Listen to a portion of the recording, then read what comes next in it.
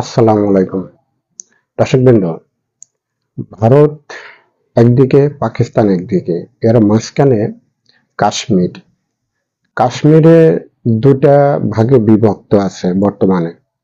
একটা হলো জম্মু কাশ্মীর আর একটা হলো আজাদ কাশ্মীর। তো জম্মু কাশ্মীর যেটা সেটা নিয়ন্ত্রণ করে ভারত, এবং আজাদ কাশ্মীর যেটা সেটা নিয়ন্ত্রণ করে পাকিস্তান।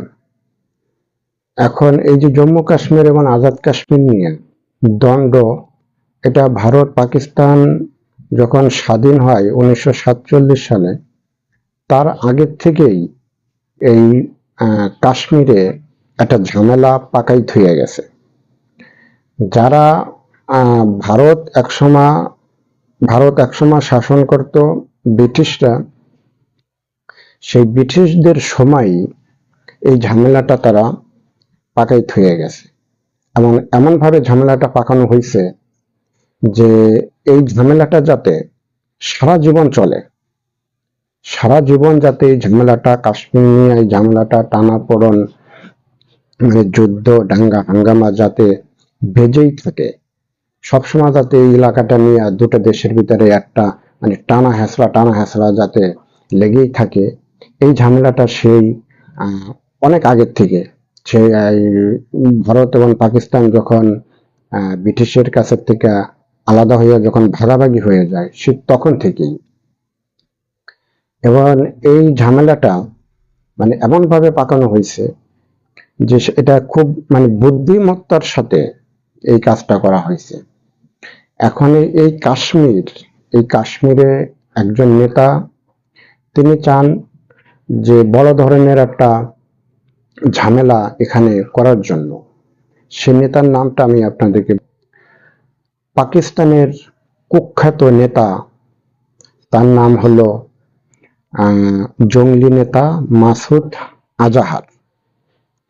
এই যে জঙ্গলি নেতা মাসুদ আজাহার, তিনি, তার একটা সংগঠন আছে, এবং সেই সংগঠনের মাধ্যমে তিনি ভারতে বিভিন্ন জায়গায় আত্মঘাতী হামলার কথা বিভিন্নভাবে মিডিয়াতে তিনি প্রকাশ করেছে, এবং তার একটি টেপ রেকর্ডারে এ ধরনের কথা তিনি জানিয়েছেন।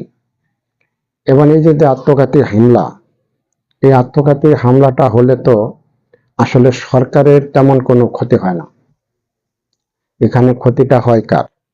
আত্মঘাতী হামলাটা সাধারণত যেখানে সাধারণ মানুষ থাকে, সেই সাধারণ মানুষের কাছে যাইয়া বা ভিড়ে যাইয়া এই আত্মঘাতী হামলাগুলি চালানো হয়। সাধারণ মানুষ এখানে ক্ষতিগ্রস্ত হয়, কিন্তু সরকারের উপরে তেমন কোনো প্রভাব পড়ে না। কিন্তু এই নেতার যে জঙ্গি সংগঠন আছে, সেটার মাধ্যমে তিনি ঝামেলা পাকাতে চান, এবং ঝামেলার মধ্য দিয়ে নাকি কাশ্মীরকে আলাদা করা যাবে, ভারতের থেকে কাশ্মীরকে আলাদা করা যাবে। এটা তারই কথাটা একটু যুক্তি আছে, কারণ একটা প্রদেশ যখন যুদ্ধ করার মধ্য দিয়ে আলাদা হয়, কিন্তু সেটা কিন্তু ওই শান্তি আলোচনার মধ্য দিয়ে কিন্তু কেউ কাউকে কোনো রাষ্ট্র ছেড়ে দেয় না। যেরকম 71 সালে বাংলাদেশ এবং পাকিস্তান যুদ্ধ হয়েছিল, সেটা কিন্তু যুদ্ধের মাধ্যমে স্বাধীন হয়েছে।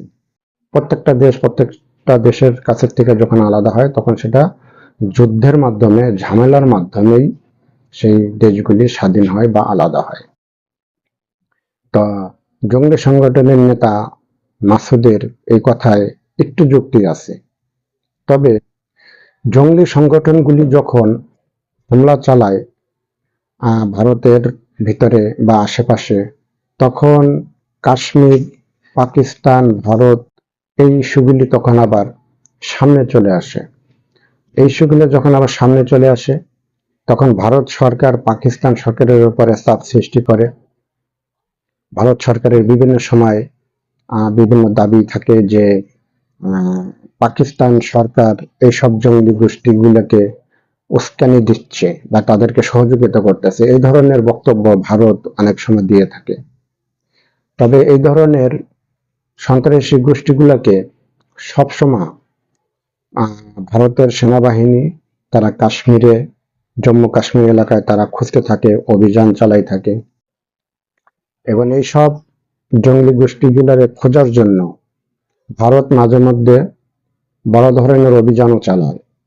এবং সেই অভিযানটা চালাতে চালাতে একসময় যখন পাকিস্তান সীমান্তে চলে যায় বা পাকিস্তান সীমান্তের ওপারে চলে যায়, তখন তাদের তো একটা অজুহাত আছে যে আমরা জঙ্গলি ধরার জন্য এই ধরনের অভিযানগুলি চালাইছি, বা এই ধরনের ক্ষেপণাস্ত্রটা মারছি, এই ধরনের বিমান হামলাটা চালানো হয়েছে জঙ্গলি দমনের জন্য। এবং ভারতের সেনাবাহিনীও মানে এইসব জঙ্গলিদের কারণে তাদের ঘুমও অনেক সময় হারাম হয়ে যায়। এবং এই যে বিষয়টা ভারত কাশ্মীর, এই যে মাসুদ আজহারের কথা বললাম, তারা আফগানিস্তান এবং পাকিস্তানের ওই দিকের যে জঙ্গি সংগঠন আছে তাদের একটা সমর্থন এই মাসুদ আজহার পেয়ে থাকে। এবং তারপর তারা এই ভারতের হয়তো জম্মু কাশ্মীর যেটা, সেখানে হয়তো তারা ভারতের সেনাবাহিনীর যে ক্যাম্প আছে, বিভিন্ন সাধারণ মানুষ যেখানে বসবাস করে, সেখানে হয়তো তারা এই হামলাগুলি চালায়। মাসুদ আজহার তিনি এরকমও বক্তব্য দিয়েছেন যে তার জঙ্গলি সংগঠনের ভিতরে এমনও মানুষ আছে, শত শত হাজার হাজার বা লাখের কথা তিনি উল্লেখ করেন নাই, যে আত্মঘাতী বোমা হামলা চালানোর জন্য তারা সবসময় প্রস্তুত থাকে। এবং সেটা তিনি কত মানুষ যে তার এরকম প্রশিক্ষণ দেওয়া, সেটা কল্পনাও করা যায় না। তবে মাসুদ আজহার এভাবেই তিনি বলেছেন যে এইসব মানুষ আত্মঘাতী বোমা হামলা চালানোর মাধ্যমে তারা শহীদ হওয়ার জন্য তারা নিজেদের জীবনকে উৎসর্গ করে দিতে পারলে তারা নিজেদেরকে অনেক ধন্য মনে করে। তারা মনে করে যে আমরা শহীদ হয়ে গেছি বা শহীদ হব। এই যে শহীদ হওয়া মানে একটা দেশের থেকে একটা প্রদেশকে আলাদা করার জন্য, এটা আসলে কতটা যৌক্তিক সেটা আমি অবশ্য পুরো বিষয়টা জানি না। তবে মানুষ হত্যা করা এটা একটা মহাপাপ, সে হোক মুসলমান, হোক সে অন্য কিছু। তবে এটাও কথা ঠিক যে মাসুদ আজহার যে কাজটা করতেছে সেটা তার কাছে কতটা যৌক্তিক সেটা তিনি ভালো জানেন। তবে তার এই যুক্তির বিষয় নিয়ে আমার আসলে তেমন কোনো মাথায় ধরে না। তবে দীর্ঘদিন ধরে এই জম্মু কাশ্মীর নিয়ে অনেক বড় ধরনের গ্যাঞ্জাম চলে আসতেছে এবং এই গ্যাঞ্জাম চলতেই থাকবে।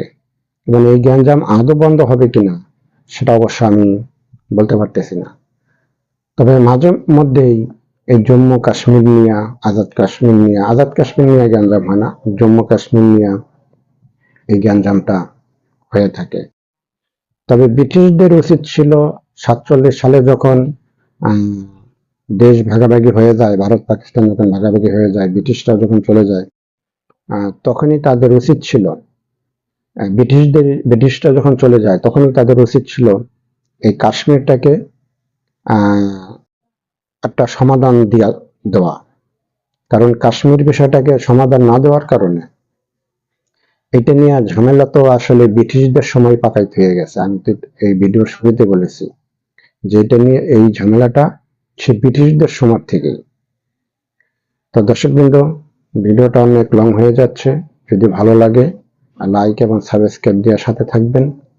ধন্যবাদ সবাইকে, ভালো থাকবেন। আসসালামু আলাইকুম।